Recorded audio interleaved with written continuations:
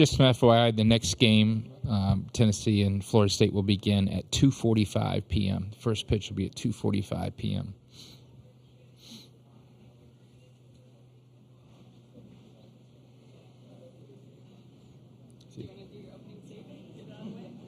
No, I'm about to call Jack to see where he's at. They say he's on his way. We just got that he's on his way. Yeah.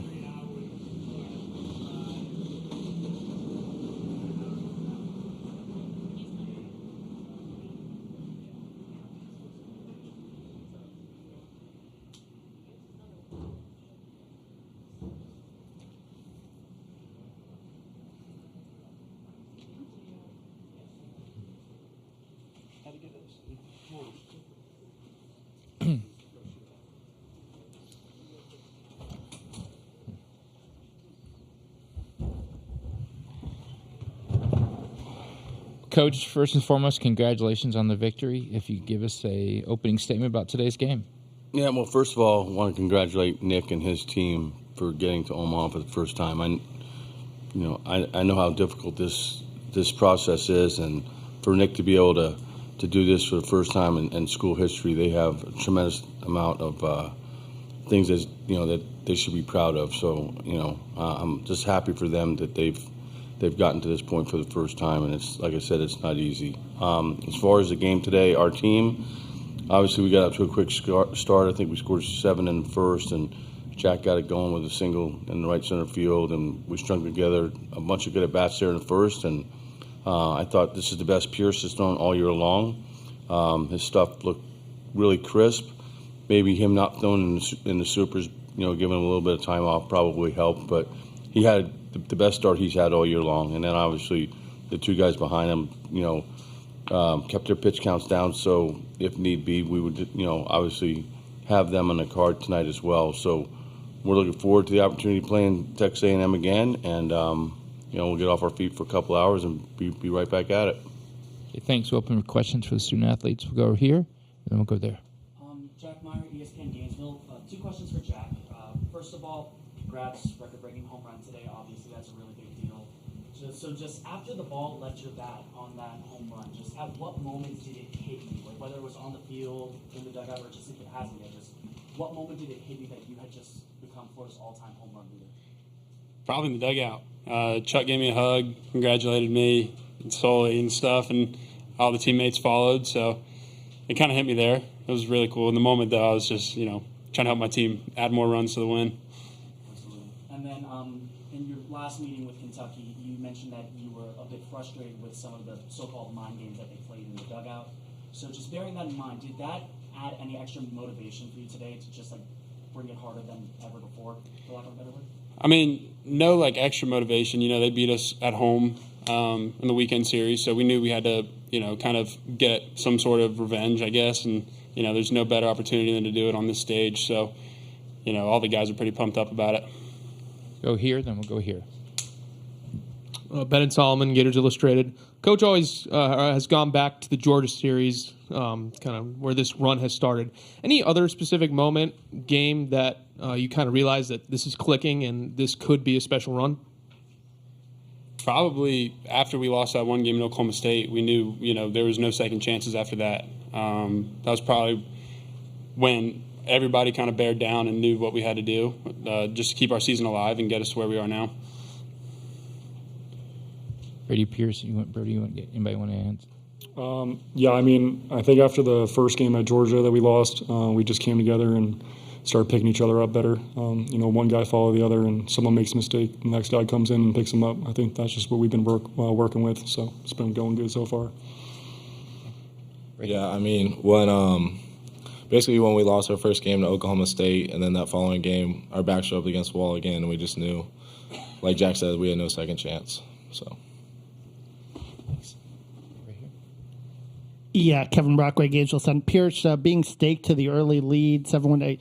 Pitchers have a different way of handling that. How did you just kind of channel in and continue to, execute your game plan with that? And what was your mindset like when you were up 7-1? Just throw strikes, get ahead of the counts, and don't fall behind. Once you fall behind, it's easier to hit. So I just kept throwing strikes, and hopefully they didn't hit the ball out of the park a lot. So, Go right here. Nick Marcinko, Gator Country Pierce, career high in innings pitched, strikeouts, and total pitches. What does it mean to you to be able to pitch on this stage and perform the way you did, after your long journey? And what was working for you today? It means a lot. Cop just told me, what took you so long to get your first win? But, it's been a long journey. But today, my fastball felt good off the hand. I was able to go in and out with it and just be able to drop my slider in whenever I needed to. And it's hard to hit when you got a couple pitches working. So I just kept going with that. Okay, we'll go here, and then we'll go right here.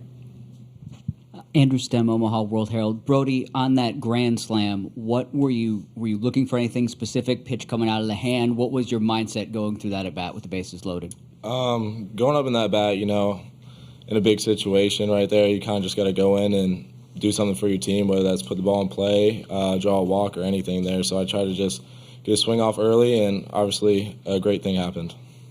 Okay. One more question for this. We'll go here and there, and that'd be it. Yeah, Kevin Brockway, Gainesville Sun. Jack, what was it like hitting leadoff for, I believe, the first time in your career? And did you talk, with the coaches about it and confer about it, and just your comfort level there and the decision there to have you bat leadoff? Yeah, I had an idea, given the track record of last time we played Kentucky. And then Sully called me last night, and I kind of knew where it was going, and I was all in on it. Swiped a bag, shut off the wheels. It was kind of a leadoff guy that everybody wanted me to be, so kind of embraced the role today. Okay, last question for the student. Bennett Solomon, Gators Illustrated. For all the players, what's it like being a part of this team? All of the answers that you guys have given, they've been humble, they've been unselfish. There's records being broken, individual pitching performances. It all just circles back to the team. So what's it like being a part of a team like that? Yeah, it's everything. I talked about it a little while ago. It's why you come to Florida. You have a great group of guys. That there's talent, top to bottom on the roster. And honestly, the biggest thing is really just playing for each other. That's kind of our motto and kind of what we've been running with this postseason, despite all the ups and downs of the regular season. We know none of that matters now, and now it just kind of falls, next game just leads into that. I think it's pretty easy to be humble when you got the best player in the country on your team that's very humble. So, he keeps everybody in check, I guess. Yeah, when we play for this team, everyone's, committed to the same goal and wanting to win, and everybody coming out and competing their butts off, just means a lot and kind of shows what we all want at the end of the day. Gentlemen, thank you. Good luck tonight as well. Thank you.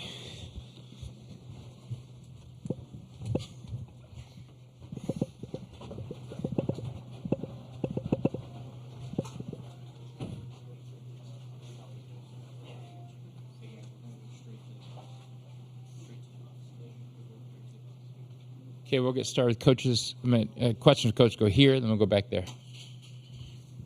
Yeah, Sully, what went into the decision on the lineup changes this morning? And it seemed to obviously pay off, but what were the coaching staff thinking about, during the day and formulating that plan to go into the Kentucky game? Well, I think it was a couple things. Number one, we haven't been real productive the first two games offensively. That's the first thing. But the second thing, they keep walking Jack, right? So it's at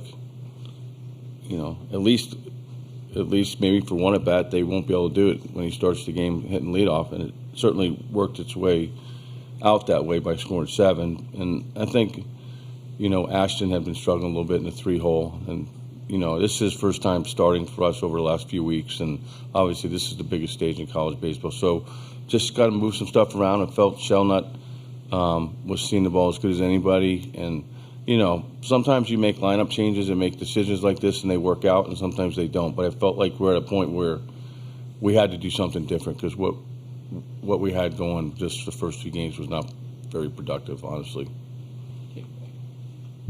Darren Stoltzfus, Western News, Orlando. What is in this team's makeup that allows them to play so freely, almost play better when their backs are so far against the wall? I think we got some really good leadership. I do. I think we got some really good stories. Obviously, just the guys that are sitting here, Jack's story and how he's handled this year.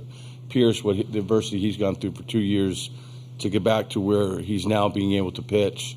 The Ashton Wilson story, the Brandon Neely story, how he was in the pen, started, now back to the pen. I just think there's some really neat stories on our team that has really brought this team together. And the whole goal is to play your best at the end of the year, and we've been fortunate enough to have been able to do that. And let's face it, we were battle tested throughout the year. Our schedule was the hardest schedule in the country, and we got through it. And we had to get through the Georgia series, like we keep talking about. We had to win the series, and then I think that Oklahoma State series, when we lost that Saturday night game, when we won those next 3 games, I think that was a huge turning point for us. Questions for Coach? Yeah. Sully, just for perspective, I mean, Jack came here as more of a pitcher almost. I mean, his hitting had a lot of room to work with. Can you just talk about today compared to the guy who got here as a hitter? Yeah, he was scouted more as a pitcher, and you don't see very many high school pitchers that can throw 94, 95 from the left side. So we really didn't know what we had with him offensively, or what he was going to turn out to be. We did recruit him as a two-way, but I didn't even realize the record that he broke today until they just started talking about it. Or I would have given him a hug too. But he's an unbelievable athlete, and I think that the thing that it really sticks out to me is everything he does and says and the answers he gives is all genuine. That's who he is, and like I said, obviously we're all extremely happy for him with how he's performed this year. But the stuff that he says and deflects all the attention towards his teammates is what I'm most proud about. Okay, last question for Coach. Okay. You're going to play Texas A&M for a 5th time. Not many teams do that during a year. So anything different you're telling your guys? And you have to beat them twice. So anything different you're telling them? No, we'll be ready to play, and I know our players are excited. They got another chance to play another game. So we'll go home, get off our feet for a little bit, and come back and look forward to playing again. Okay. Do one more? Yeah. Jesse Simmons, ESPN Gainesville. Coach, go back to pitching for a second. Alex Philpott, first appearance since breaking his hand. How important was that for him to fill the gap and, be able to preserve Neely for the end and look into Game 2 today? Yeah, I mean, honestly, when we kind of opened the game up there, the only guy we had loose in the pen was Clemente, because I think we had an inning where we scored, those 5 runs in the 5th. But at that point, the game was not out of reach, certainly. So that's why we went to Clemente, and he already got hot. And I just told Jake, listen, just keep your pitch count under 30, around 30, so you'll be able to help us tonight in some capacity. And Alex, he did the same thing. And I was really pleased with how they both threw. Because sometimes you can get a little sloppy and you got a big lead, but they both did exactly what we asked them to do. And I thought both of them looked extremely comfortable. Obviously, Jake looked a little different than he did his first outing. And sometimes that happens with pitchers. It takes them an outing to kind of get comfortable and relax a little bit. But he was really good, and Alex threw the ball great. He did exactly what we needed him to do. So our bullpen should be in great shape tonight. We'll start Liam again, obviously. He threw 52 pitches on Saturday. So, our bullpen should be in good shape for tonight for sure. Well, Coach, again, congrats. Thanks for your time, and good luck tonight. All right, thank you.